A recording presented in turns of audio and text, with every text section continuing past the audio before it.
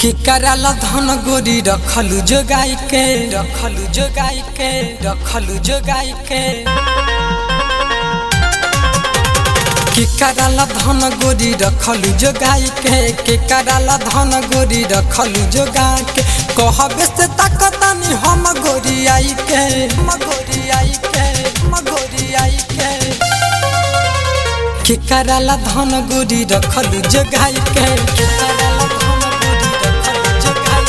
कि कराला धन गोरी रखलू जोगाई के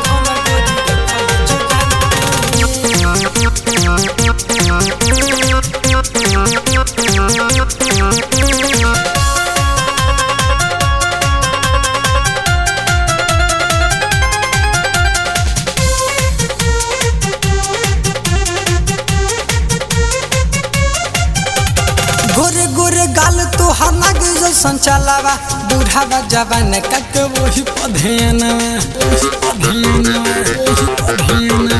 गोरे गोरे गाल तो हमाग जो संचालावा बूढ़ावा जवान कक ढोरी पधेना तोहरे चक्कर में भइल देह गल के भइल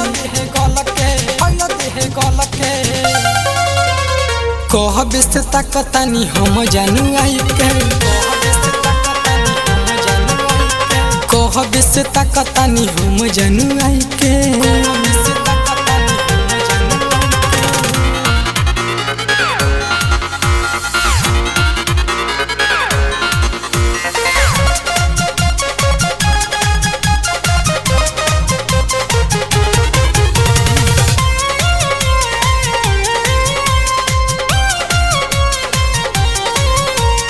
कहिए तोरा बनी पीछे हम लागल छुए देना अपना चोली में के गागल चोली में के गागल चोली में के गागल कहिए से तोरा बनी पीछे हम लागल छुए देना अपना चोली में के गागल दर्शन करा दे अपन तो पत सामान के तो पत सामान के तो पत सामान के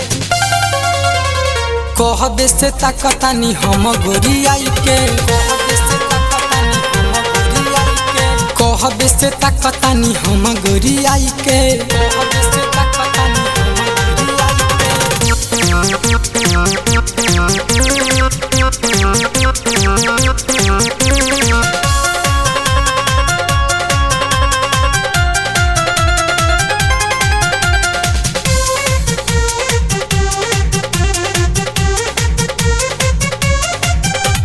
बटिका अशोक कहे मान जाए रानी राकेश अनिल संगे काटता रुचानी